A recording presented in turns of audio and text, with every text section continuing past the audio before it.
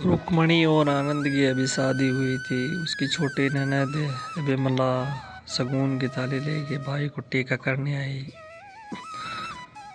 भाई ने 500 रुपये विमला को ताले में दिए, लेकिन उसकी सौतेली माँ ये सब देख रही थी। रुक्मणी और आनंद के जाने के बाद जब रुक्मणी और आनंद आगे चले गए तो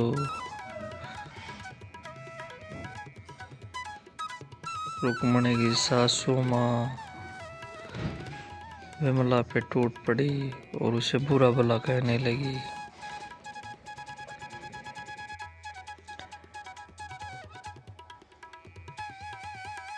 विमला, तुम यहाँ क्या कर रही हो? ये शगुन की थाली मुझे दे दो, पैसे मुझे दे दो और जाओ घर में मेहमानों को चाय पिलाओ, झाड़ू लगाओ, जाओ। करमजली।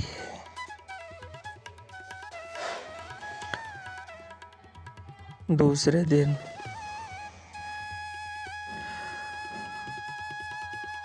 कैसे हो भाभी? ठीक हूँ, तुम कैसी हो विमला? और माँ जी आपको ऐसा ऐसा क्यों बोल रही थी? मुझे कुछ समझ में नहीं आ रहा है बेटे। फिर रुक्मणी है वो भजन कीर्तन करके किचन में खाना बनाने चली गई। विमला और रुक्मणी बातें कर रही थी। रुक्मणी खाना बना रही थी।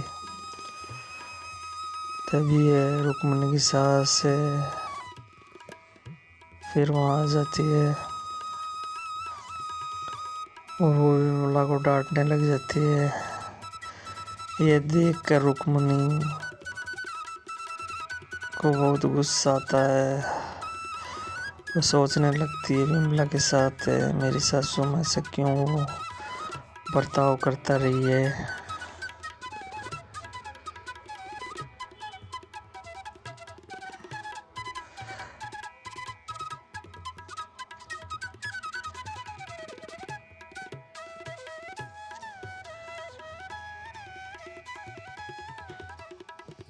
अरे विमला, तुम यहाँ क्या कर रही हो? घर में इतना जो काम है, जाओ जाके झाड़ू पोछा लगाओ।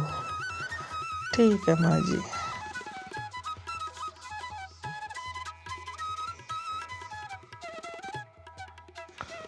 अरे खाना तो बहुत शानदार बनाई है रुक्मणी। अच्छा, मैं शाम को आज थोड़ा लेट आऊँगा तो खाना भी मैं लेट ही खाऊँगा। ठीक है माँ जी, मैं चलता हूँ। ठीक है रुक्मणी। विमला, तुम भी खाना खा लो और कॉलेज नहीं जाना तुम्हें आज? चलो जल्दी खाना खाओ और कॉलेज की तैयारी करो। ठीक है, मुझे पता है सासू माँ तुम्हें जो बोलती है, मुझे पता है सब।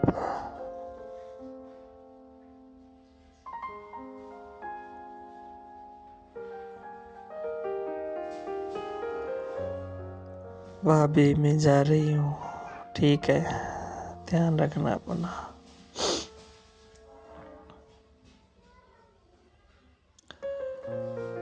ठीक है, जाओ और शाम को जल्दी आ जाना। हम सब साथ बैठ के खाना खाएंगे।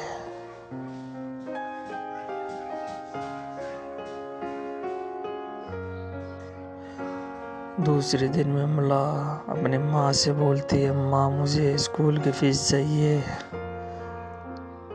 तो उसकी माँ उसे डांटने लगती है और कहती है, मुझे अब तुम्हें कॉलेज में नहीं डालना, नहीं पढ़ाना। तुम्हें घर में रहना है, काम करना है, दूसरे घर जाना। मैंने तुम्हारे लिए लड़का देख रखा है, तुम्हारी शादी करनी है। ये सुनते ये विमला रोने लगी और ये सब रुक्मणी देख रही थी। सासू माँ के जाने के बाद रुक्मणी विमला के पास आई और गले लगाया और उसे सांत्वना देने लगी। बेटे रो मत, मैं हूं ना तुम्हारी भाभी, सब ठीक हो जाएगा। सासू माँ का व्यवहार तुम्हारे साथ ऐसा है, मैं सब देख रही हूँ।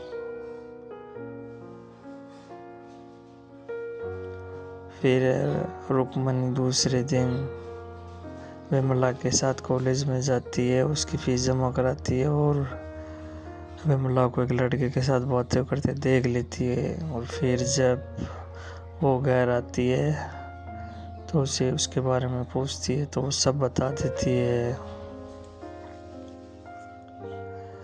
कि भाभी वो लड़का मेरे कॉलेज का है, मैं उसे पसंद करती हूँ, वो भी मुझे पसंद करता है, तो हम दोनों शादी करना चाहते हैं।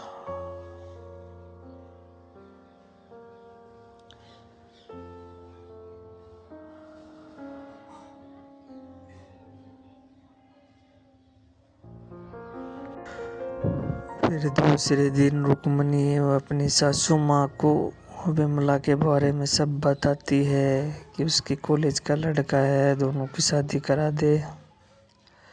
ये सुनते ही रुक्मणी की सासू आग बबूला हो गई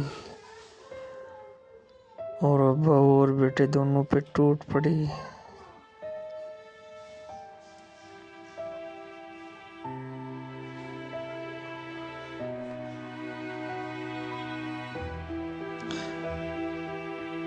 जब माँ नहीं मानी तो रुक्मणी उस लड़के के कॉलेज में चली जाती है विमला के साथ और लड़के को समझाती है और बोलती है कि तुम मंदिर में दोनों शादी कर लो, हम तुम्हारा साथ देंगे, क्योंकि माँ मानने वाली नहीं है। और माँ जी ये सब बातें सुन रही थी, वो भी रुक्मणी के पीछे पीछे वहाँ तक आ गई थी। ये सब बातें सुनकर रुक्मणी की सासू माँ घर आके रोना चिल्लाने लगी और उसे अब पछतावा होने लगा। अब विमला को समझ में आने लगा कि सब उससे दूर जा रहे हैं, तो रो रो के गिड़गिड़ा के माफ़ी मांगने लगी। फिर सब ने उन्हें माफ़ कर दिया और सब साथ रहने लगे प्यार से। विमला की शादी उस लड़के से हो गई और फिर वही शांति से प्यार से सब रहने लगे, सब ठीक हो गए।